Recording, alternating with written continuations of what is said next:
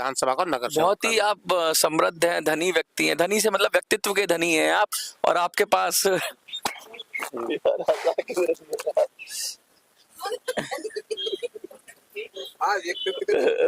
चल।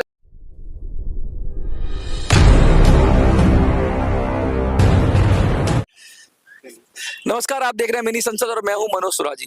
देश में चर्चाएं बहुत गर्म है, बहुत सारे सवाल और जवाब हो रहे हैं, बहुत सारी चीजें उठाई जा रही हैं। सरकार पर आरोप और प्रत्यारोप का दौर चल रहा है। इसी दौर में हमारे साथ एक सज्जन है, बहुत ही व्यक्तित्व के धनी है और समाज सेवी अपने आप को कह रहे हैं। पहले तो सर, आपका नाम क्या है? मेरा नाम कल्याण तोमर है। और जो आज भाजपा सरकार जो चल रही है, ये इसके जो नेता हैं, उनसे मैं सीनियर हूँ, क्योंकि मैं भारतीय जनता पार्टी का संस्थापक सदस्य था और 1980 में पदाधिकारी भी था। लेकिन आज जो भाजपा है, ये वो भाजपा नहीं है जो अनुशासित पार्टी होती थी।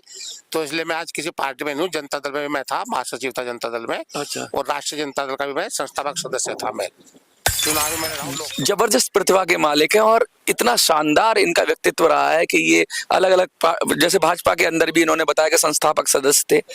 एक सवाल आप बड़े जोर शोर से उठा रहे हैं, बात कर रहे हैं कर्जे की। क्या हुआ ऐसा देश के अंदर जो कर्जे पे आपने कहा, और फिर आप अपना कर्जे पे अपनी जो राय है वो रखिए। जो भारत देश पर जो कर्जा है उस विषय पे जो भी आप कहना चाहते हैं वो रखिए, फिर मैं कुछ प्रश्न करूंगा। देखियो, 2014 से पहले जो 65-70 साल बोलते हैं कि 65-70 साल की बात है, तो 70 साल में कर्जा भारत पर 55 लाख करोड़ रुपया था। जो 70 साल में जो सरकारें आई है, उन्हें भाजपा की सरकार भी थी, जनता पार्टी की सरकार थी, जनता दल की थी और कांग्रेस की भी थी सरकारें। तो सबने कुल मिला के जो भारत पर कर्जा चढ़ा, विदेशी जो कर्ज था वो 55 लाख करोड़ था। लेकिन 2014 के बाद में ये कर्जा बढ़कर 205 लाख करोड़ रुपए हो गया है। अच्छा। यानी कि 150 लाख करोड़ रुपया कर्जा मोदी साहब ने लिया है। उसमें कर्जा जो है, तो जो कर्जा हमको उतारना चाहिए था, तो नीति ऐसी बनानी चाहिए कि जो कर्जा देश का उतरे। लेकिन नीति ऐसी बन रही है जो कर्जा देश पर चढ़ता ही जा रहा है। अच्छा, और ये दुर्भाग्य की बात है, क्योंकि जब जिस देश पर कर्जा चढ़ता जाए है तो देश का विकास नहीं होगा, उसका विनाश ही होता है। जैसे अभी जो आपने देखा होगा श्रीलंका का जो हाल था, उसमें भी ऐसे कर्जा था, मुफ्त में रेवड़ी बांट रहे थे, वहाँ की सरकारें बांट रही थी। जैसे यहाँ पर भी मोदी साहब भी लोगों को रेवड़ी बांट रहे हैं, या केजरीवाल जी रेवड़ी बांट रहे हैं जी। तो इसकी कोई जरूरत नहीं है रेवड़ी बांटने के लिए। मैं आपसे कुछ सवाल करूंगा। आपने कर्जे पे बहुत अच्छी बात कही, जो भी आपने बात कही पूरी बात चली गई है आपकी। अब मैं आपसे कुछ सवाल करूंगा, उससे मैं समझने की कोशिश करूंगा कि आप कर्जे से क्या समझते हैं। ठीक है, मैं आपसे पहला सवाल तो ये है, क्या आप जानते हैं जीडीपी और कर्जे का अनुपात क्या होना चाहिए, या अनुपात से मतलब क्या है? जैसे कोई आदमी कमाई, जैसे मैं अपनी देसी भाषा में बोलूं कि आपकी कमाई और खर्चा, कर्जा एक तरह का खर्चा है कि आपको जो देना पड़ रहा है, और कमाई, तो कमाई और खर्चे का अनुपात की मैं बात करूंगा। तो क्या लगता है आपको कि जिस तरह से कर्जा बढ़ गया है उस तरह से कमाई नहीं बढ़ी? देखिए, ये तरह गलत है। ये उस तरह से बेरोजगारी बढ़ी है। और हिंदुस्तान में 2014 मैं सरकार की बात, मैं सरकार की कर रहा हूँ। मैं देश की जीडीपी की बात कर रहा हूँ। जो मीडिया बोलता है वो घट रही है, वो जीडीपी घट रही है। हाँ, वो जो है जो नुकसान हो रहा है, जो विश्व बैंक के आंकड़े हैं, विश्व बैंक के जो आंकड़े हैं वो सरकार के खिलाफ आते हैं। वो जो हमारे गोदी मीडिया मैं एक सवाल और पूछता हूँ आपसे। ये आपने जवाब दे दिया, कोई बात नहीं। आपने कहा ये आंकड़े झूठे हैं सारे। मैंने झूठे, आपको भी तो आंकड़े कहीं से आए होंगे। ये 55 लाख करोड़ और 200 लाख करोड़, ये आंकड़े कहीं विश्व बैंक की रिपोर्ट होती है, सरकारी रिपोर्ट होती है। तो अभी आपने कहा ये तो झूठे हैं। कौन से? अभी आपने कहा आंकड़े तो सारे झूठे होंगे ना। जो विश्व बैंक की रिपोर्ट है वो सही है। उसने बोला है कि जीडीपी घट रही है। नहीं, जीडीपी आप गलत बोल रहे हो ना, उसका आप दूसरे तरीके से बोल रहे हो। अच्छा, दूसरा सवाल कर लेते हैं। अच्छा, ये बात मुझे लगता है ये बात क्लियर हो गई कि विश्व बैंक के और ये जो बाहरी एजेंसियां हैं ये झूठे आंकड़े देती है। एक बात बताइए आप, एक सवाल लीजिए। कर्जा किसको मिलता है? क्या किसी कंगले को कर्जा मिलता है या सामर्थ्यवान को मिलता है? आप बैंक में जाएंगे और आपकी हैसियत नहीं है कुछ भी, आपको कर्जा मिल जाएगा? देखिए, सामर्थ्यवान को जो है कर्जा लेने की जरूरत नहीं है। नहीं, सामर्थ्यवान को कर्जा लेने की जरूरत नहीं है। एक मिनट मेरी बात सुनिए। बड़े बड़े लाला, बड़े बड़े अंबानी, ये सब सामर्थ्यवान ही लगते हैं मुझे। अदानी, टाटा, बिरला, इवन कोई बड़ा दुकानदार होगा, सेठ लाला होगा, कोई बड़ी कंपनी होगी, सब कर्जा लेते हैं, तो वो तो इसका मतलब सामर्थ्यवान है तो वो कर्जा ना ले। सामर्थ्य तो कर्जे की जरूरत नहीं है, वो सब गवर्नमेंट को लूटने के लिए है। जो 11 लाख करोड़ रुपया, जो 11 लाख, मेरी बात सुनिए, कंपनियां फेल कर देते हैं अपनी जो है, हाँ। और सरकार उनको माफ कर देती है ये उनका तो पैसा। अलग विषय है कि कंपनियां, विषय अलग नहीं है ना, विषय इसको अलग क्यों कर रहे हो आप? देखिए मैंने कर्जा मिलता नहीं है। हाँ भाई आगे मेरी बात क्या थी, मैंने यही पूछा था कि एक आम नागरिक को, एक कमजोर आदमी को, एक गरीब आदमी को कर्जा नहीं मिलता क्योंकि रीपेइंग कैपेसिटी देखी जाती है। क्या देखी जाती है कि आप कर्जा लौटा सकते हो या नहीं, आपकी क्षमता क्या है। बैंक देखती है, नहीं देखती है, देखती है, ये बताइए देखती है नहीं देखती? नहीं देखती, नहीं देख, ऐसी दे देती है। देखिए जो अंबानी का, अंबानी का कौन सा देखा है, वो दे देंगे पैसे। कौन सा पैसा दिया अंबानी ने, अडानी ने कौन सा पैसा दिया, हम लोग कितना कर्जा माफ किया गया बताइए। मेरी बात, मेरे सवाल नहीं पूछे, मेरा सवाल नहीं समझे आप, फिर अंबानी पे कूद जाएंगे।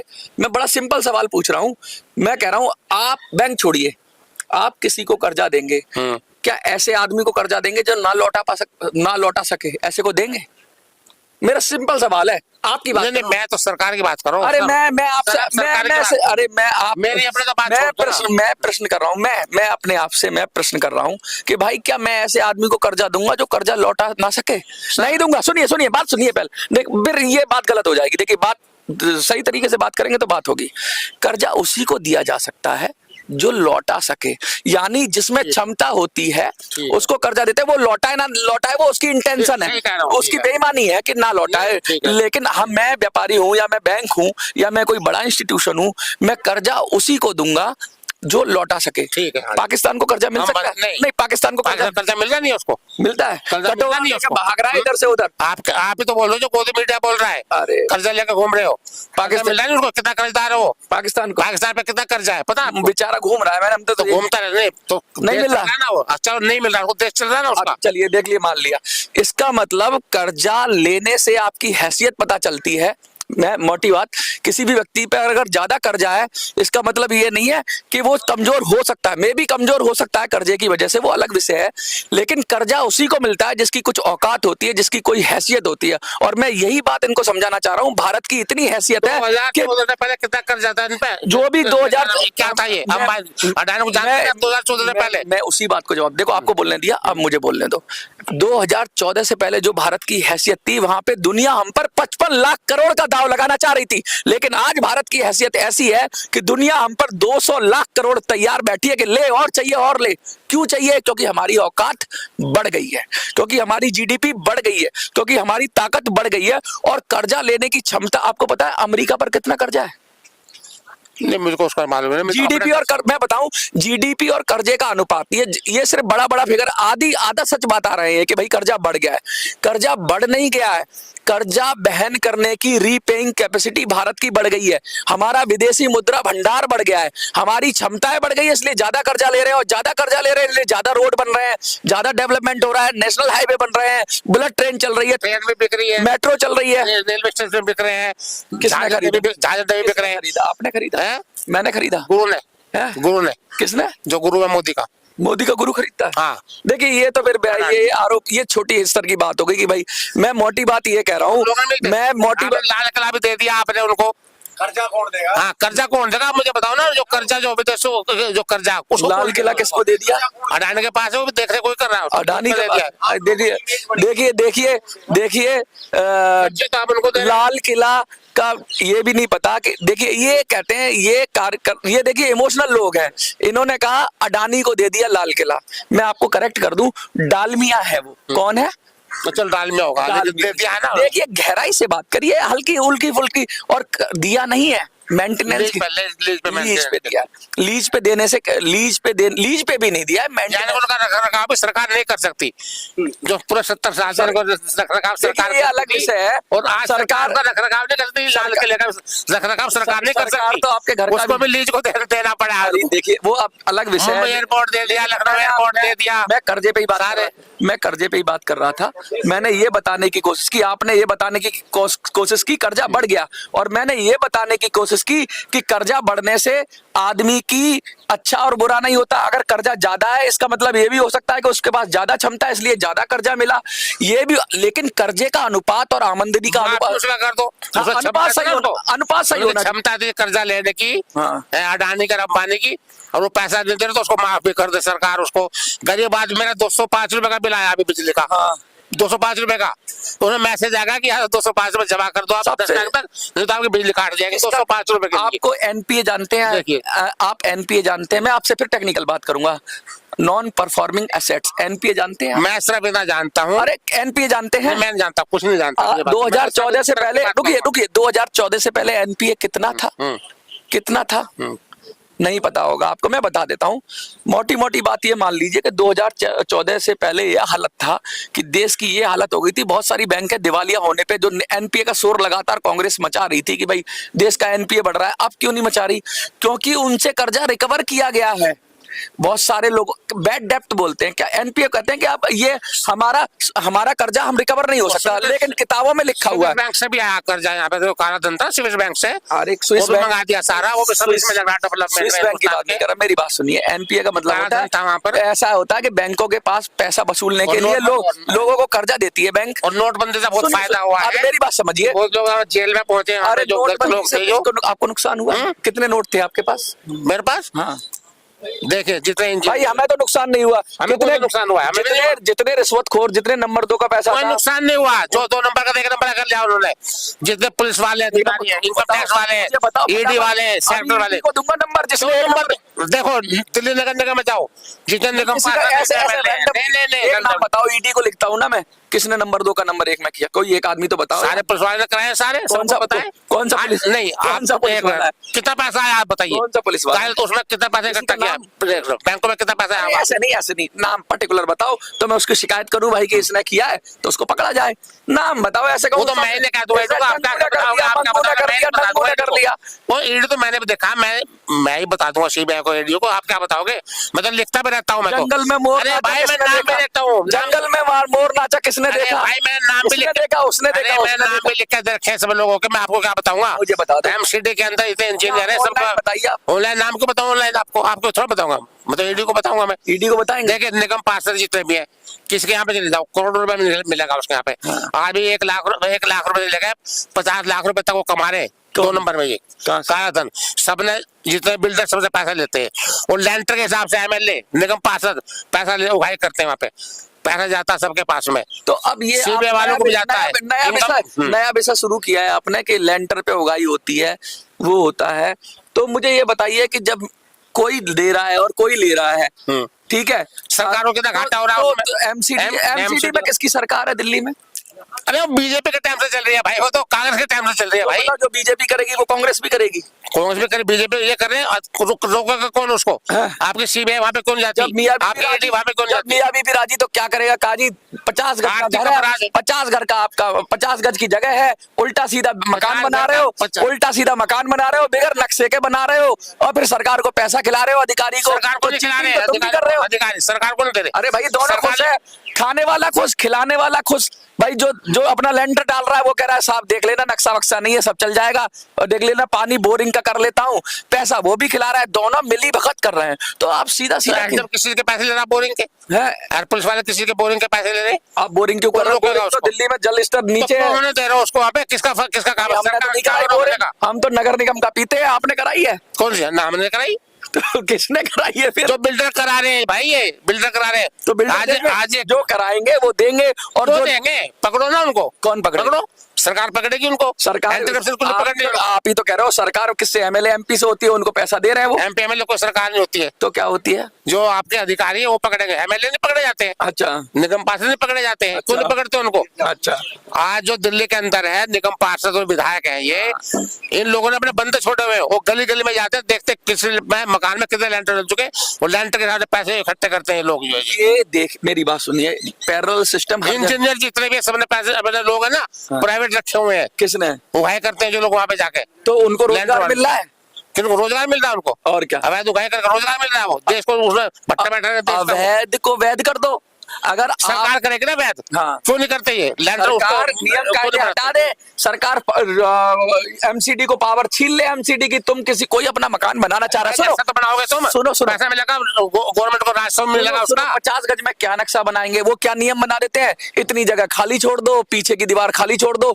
30 गज के मेरा घर है, सुनो 35 गज का मेरा घर है, उसमें मैं क्या नंगा नहाएगा, क्या निचोड़ेगा क्या। अब तुमने नियम ऐसे बना दिए कि भाई इतना छज्जा पीछे करना है, इतना पार्किंग का जगह छोड़ना है, इतना फायर का सेफ्टी करना है, वो घर बना ही नहीं पाएगा। तो वो क्या करता है, ये उल्टे सीधे कानून जो बनाए जाते हैं, इससे डरने के लिए, सुनो, वो कहता है चढ़ावा ले लो, ना तो मैं नक्शा बनवा पाऊंगा इतनी जगह में, ना मैं ये कर पाऊंगा, मुझे रहने दो। जिंदा रहने के लिए वो पैसे देता है, ठीक है। और वो जो एमएलए या जो अधिकारी है वो भी कहता है यार जी ले अपनी जिंदगी, वो भी पैसे लेता है। जब दोनों राजी है, तुमको क्या प्रॉब्लम है? जिंदगी जीना है उनको, सबको पता है परिवार है इसका। ये स्वर्ग लोग तो है नहीं, ये दिल्ली स्वर्ग लोग तो है नहीं, ये दिल्ली स्वर्ग लोग तो है नहीं, ये दिल्ली वीआईपी अमेरिका तो है नहीं कि एक चीज करीने से रखी जाएगी। ये दिल्ली तो ऐसा ही बसी है साहब। सुनो, जब अब आप तुम उसको कहोगे सुधार दो, तुम उसको कहोगे सुधार दो। देखिए आज तो आपके पास 50 गज का मकान है, हाँ, आपके दो है अपना घर बनाना। नहीं 2 बच्चे हैं आपके पास में, 3 बच्चे हैं। हाँ। जब वो 15 साल के 18 साल को उनको अरे जोड़ सरकार बनाने नहीं देती, मजबूरी है, इसलिए हम पैसा देते हैं, रेंटर का पैसा देते हैं। पुलिस पानी नहीं लेने देती, हम पानी कहाँ से लाएंगे, दिल्ली जैसे जमीन से निकालते हैं, इसलिए जमीन में बोरिंग करते हैं। पुलिस वाला ले जाए, एमसीडी वाला ले जाए, भाई बोरिंग कर लेंदे, पानी इसलिए लेते हैं, कोई नियम वो किस लिए लेंगे ना, हम किस लिए लेंगे बताइए। इसलिए लेंगे कि भाई वो एक कानून बना हुआ है, नहीं मिलती उनको, कानून तोड़ने का लेते हैं। तो कानून को तोड़ रहे हैं, कानून को तो आप किस लिए सरकार भाई कानून को तोड़ रहे हैं। अगर कानून के जरिए चले ना, भ्रष्टाचार को बढ़ावा दे रहे हो आप, कानून के जरिए चले ना आप, तो ये पुलिस यहाँ पे किसी को बैरिकेड लगा नहीं सकती। कानून के जरिए चले तो किसी व्यक्ति को पुलिस रोक नहीं सकती, लेकिन रोक देती है ना। पत्रकारों को पैसे मिलते हैं वहां से, कहाँ से?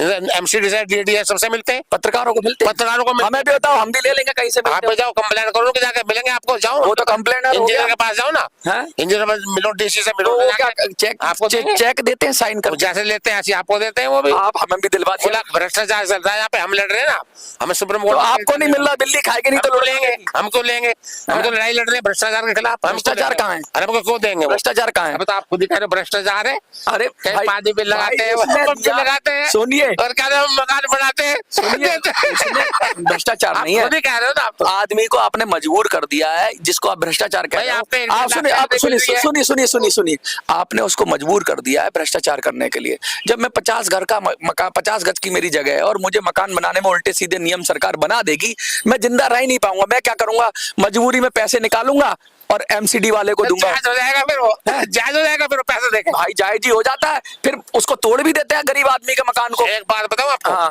फिर नाजायज क्या तोड़ भी देते हैं। चित भी मेरी, पट भी मेरी, अंटा मेरे बाप का, जनता क्या करेगी? ये क्या करते हैं एमसीडी वाले इंजीनियर जो है, ये इंजीनियर उसको बुक भी करते हैं, उसको बुकिंग भी करते हैं। अरे एक आध को कर देते जो पैसे, तुम्हारे जैसा जो पैसे नहीं देता होगा उसका गिरा देते हैं, सब उस पे बोल नहीं, बुकिंग तो करते करते अगर किसी पटिशन डाल दी ना कोई और, वो मकान भी तोड़ जाते हैं, फिर वही तोड़ते हैं। करप्शन को स्वीकार क्यों नहीं करते? इस देश का हिस्सा है करप्शन।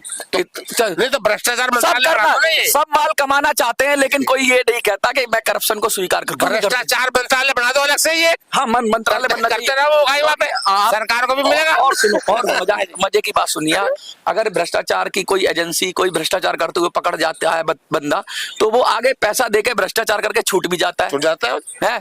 कोर्ट में लो, हर जगह जब भ्रष्टाचार चल ही रहा है तो उसको स्वीकार कर लो, उसको अस्वीकार क्यों करते हो? सब जगह कह दो भाई ये सुविधा शुल्क, क्या कह दो? नहीं हम तो बोल रहे हैं, हम तो बोलते हैं इसको सुविधा शुल्क लो और काम करो। सुविधा शुल्क बोलते हैं वो। देखो लंदन में है, जुआ खिलाते हैं, वो सट्टाबाजी कराते हैं, पैसा दो और काम करो। तुम भी भारत में कर दो, सब लीगल कर दो, पैसे दो।